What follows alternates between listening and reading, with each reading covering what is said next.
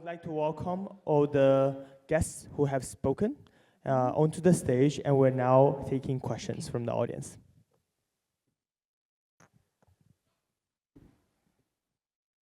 So I see a bank. Yes, please. Firstly, thank you for the wonderful presentations, Cody, Mehek, and Ankur. My question is that when you talk of verification, to what extent is the verification process independent of the government sources? And do you engage any third parties to go to the primary sources and verify? And secondly, to what extent does, if one is doing such rigorous verification, how does the cost increase as compared to standard projects? Thank you. Can we take a couple of more questions if you have? Natalia.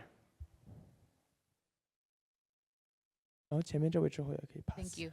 Thank you for the amazing presentations. My question is mostly related to which are the main challenges that you found with the governments when you were working in Jordan and the Maldives, and how do you think that the bank is supporting this new instrument in many cases for them? Thank you. Third question. Hi. So thank you for the presentation. So my name is River. I'm from Nari International Limited. So our company has been assisting the AIIB and World Bank to prepare for their results-based lending program. So currently in the implementation phase, we are supporting 2 RBL programs, AIIB RBL programs in Chongqing and Xi'an, and 1 RBL program in Shangrao, and 1 World Bank P4R program in Jiangxi in general. So since this 4 results-based lending program has been in the implementation phase, what we found is that so usually we have disbursement linked indicators and also non-disbursement related results framework indicators. And we can't realize for those non-disbursement linked indicators, the PMO or IA usually pay less attention to these indicators. So I'm just wondering, in the RBL program in Maldives and Jordan, do you also encounter the same issues that the non-disbursement linked indicators have been paid less attention? And may I have ask one more question? Yeah, and also as we help World Bank and AIIB to implement this results-based lending programs in China, what we realize the difference between the World Bank and the AIIB is that for the disbursement of AIIB, they only require the verification of disbursement, the results of the disbursement, the target value of disbursement, and then the AIIB will disbursement the fund. But the World Bank, in addition to the verification of this target value of results, disbursement indicators, they also require IA or PMO to provide either the approval of preliminary design by the government or require their half-year procurement plan, and then the World Bank will disbursement the fund. But in this case, it will delay the progress of the whole program implementation. So I'm just wondering, from AIIB's perspective, when you disperse the fund to the projects that use this type of loan modality, do you require the verification of the disbursement indicators only, or you also require other documents to ensure the program have been implemented smoothly? So these are my 2 questions. Thank you. Thank you. I think with those 3 questions, we can go to our presenters to share the answers. Sure. Sure, I can. First question. Start with simple, and the second one, the cost will go up compared with a normal project. Definitely, right? Normally, for our regular IPF projects, most of the time you have state audit bureau to conduct audit. Right? So it's part of, they look at the receipts. Sometimes they go to the physical space to check, but it's not necessarily mandatory. But when it comes to results-based, because results, it's a big ticket item, right? So that means you really need to be extensively to verify that. So basically, they have to carefully read what has been agreed and under preparation, and what has described about the results and the disbursement, and then they go to the field to check. So that actually is a quite endeavor. So a lot of time, actually, you see it's independent Could be consulting firm, could be the big four out there in the country office to do it. So it does require financing. Sometimes it's financed by our client country. Sometimes they are asking for grant or mobilize some trust fund to help them to do that. Did I also respond to your first question? Is this combined? Is it okay? Okay. And just to add to what Xiaolan was saying, this independent verification process is actually quite time consuming, because when the government says that they believe they have achieved a certain indicator or a certain milestone, it takes several months for the auditor to complete that through visits, through document verifications, through financial audits, and only then do they send a confirmation letter to the financing institutions. And in this case, we have the expertise of the World Bank, who is also on the ground, and AIIB supports them with additional finance. So it's a very extensive process, and the last disbursement for the Jordanian project happened in the month of December, and we are expecting the next one next week. So you see the gap between two disbursements is such that it's kind of explanatory. Thank you. If I may add, so when we design a results-based program, there are three important things to be kept in mind. One is identifying the DLIs, which are the disbursement-linked indicators, against which the disbursement will be done. So that is one. And this is actually very important to define the right targets. One, it should be achievable, it should be ambitious, and something which gives enough incentives and motivation to the government to carry forward the program. So this is very important. Second is the verification process itself. We need to very clearly identify what should be the verification process, how it should happen, which agency should do it, and all the protocols associated with it. If we don't have a very much quantifiable and verifiable protocol, then you will find issues in implementation. In case of Maldives, we were very, we had a very careful look at all the DLIs and the verification protocol to ensure that, all these parameters are met. And the third important thing is actually the verification process itself. As Xiaolan mentioned, it is time consuming, yes, but it is also very important, because here we are emphasizing a lot on the achievement of those DLIs against which we are, disbursing the money. So I think these three factors are very important whenever we design an RBF. And to answer Natalia's question about the challenges, in fact, all these three pillars are actually the challenges. Because when we are looking at the government's program to finance an RBF, deciding whether to do an RBF or a regular investment project, I think it is very important to look at these three pillars embedded with the capacity of the agency. If there is not a clear defined government program, if the capacity is weak, or if it is outside the scope of an RBF, such as a very high risk, A category ENS risk project, then we definitely cannot do an RBF. So in other words, it is actually all the challenges in which we should consider. And capacity building is, of course, part of the entire program. We need to work very closely with the agencies implementing the program on the ground to ensure that they have the capacity to actually carry forward the program. Otherwise, we stand nowhere. Thank you.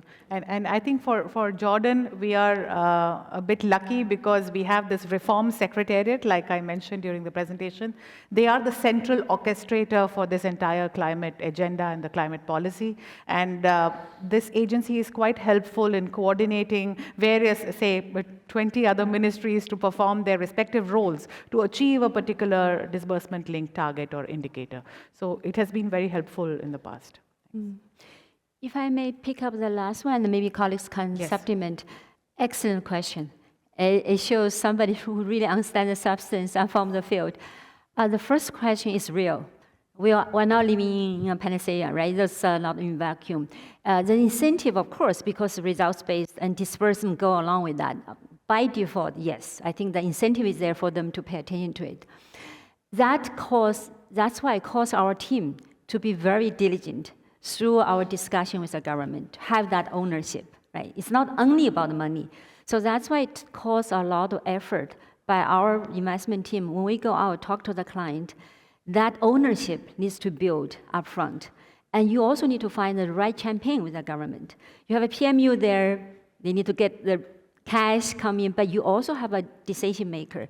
You have a Minister of Finance as looking over to say, I want to see the results. It's overall, not only those money related, it's also non-money related disbursement result, right? So that's why you do need to sort of really work and find a champion, the right champion in the government system.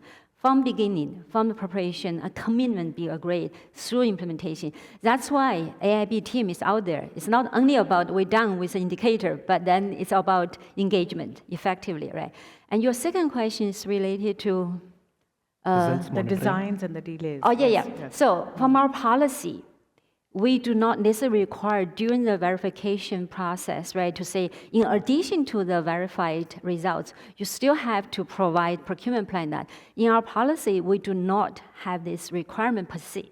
It's up to the situation, individual cases. Let's say if you have a project which is very complicated, still procurement issue, and then a lot of thousands of small procurement, and then you say capacity is not there, you work with many of the PAUs, maybe it's a call of our IO team to say, well, we think this capacity is not there yet, so let's just help the government. So why don't you show, do you have a workable procurement plan in place? And then we can do it. So I think it's very situational and depends on the judgment call. But from policy-wise, we don't need to have that. It is really focused on verifiable results. So I'll leave to you guys to add to that. And of course, the governments also need to decide how prepared they are for achieving the results that they commit to. So it's a very extensive exercise that we undertake for defining these DLIs and DLRs. So if the government feels that design phase is not complete, designs are not yet ready, probably they will not sign up for or commit to a loan which is a results-based, achievement-based loan. On the question of results monitoring framework linked to indicators or independent, your second question, I think in the case of Maldives, we deliberately kept it synchronized. So all the disbursement linked indicators are actually part of the results monitoring framework. But again, it is optional in a way. You could have results monitoring framework beyond your DLIs as well. But it really depends on the context. What is the objective? We don't put results monitoring indicators just for the sake of putting it there. If the outcome which we are expecting out of this program and our financing is beyond the disbursement linked indicators which are already listed, then of course we might consider putting it there. But otherwise, no. Thank you. I think those were great questions. And I think we'll have time for more rounds of questions. We have them from the audience. Time. Thank you, everyone, for this insightful presentation. This is Zhu Ying from Global Data. My question for the guest speaker are, what do you see as the next investment and the project opportunities for AIIB to get involved? Thank you. You mean in the results? In general or in results-based financing? In result-based finances. We have quite a few under preparation. For example, we are government of Indonesia. They approach us. They want us to look into some distribution pipeline, system. So we're looking at that. We're also looking at in India. It's also the water pumping system to help the farmers with irrigation most efficiently, effectively. So that's another one. And Reyes, do you remember? Turkey.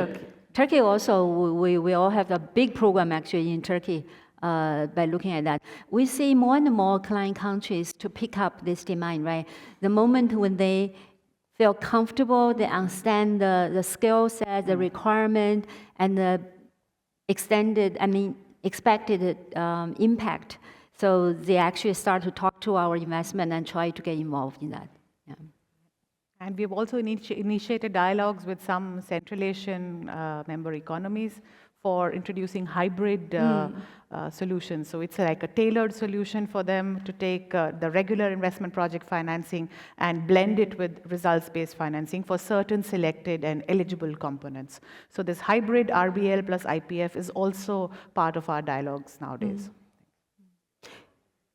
We really see it as a very effective and powerful tool to help government really achieve the intended purpose. Right? Like when I mentioned initially, I forgot to mention actually, for a big water treatment plant, right, we go traditional way. And then there's still people in the rural area, remote area, they might not have access to the water.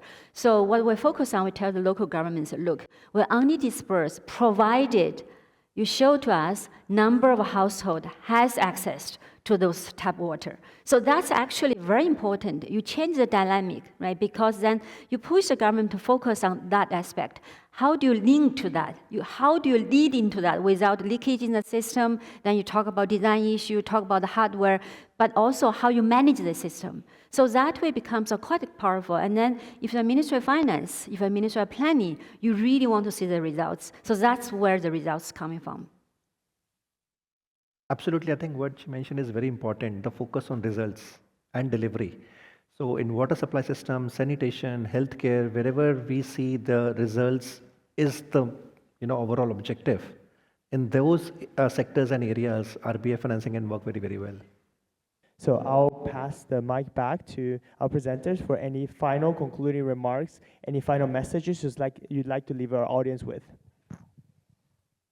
You go first. No, I think I don't have anything further to share, but very happy to engage with any of you who is more interested in the instrument itself or the opportunities which we might explore. Thank you.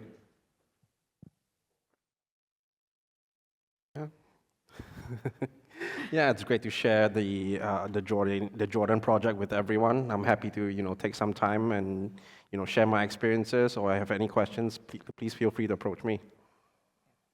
Thank you all for your interest, and I hope this results-based financing can be popularized in more of our member economies, because like Shaolan said, it's a very powerful tool where we actually engage the governments and make them really responsible for delivering results. And that's what the session title says, delivering on the promises they made. Other than some of the colleagues I know from AIIB, I don't know the rest of the friends sitting here. Maybe some of you from government, some of you from general public, some of you from consulting firm who help the government to design this program, and some of you from research, some of you from data. Hopefully you become our champion when you go out, when you're learning this, what it's all about. And just share the knowledge, share the information, and we also have a website about what we're doing. We also develop e-learning course on how we do things. So you're most welcome to tap into our website and to understand more. Thank you. Thank you. Thank you.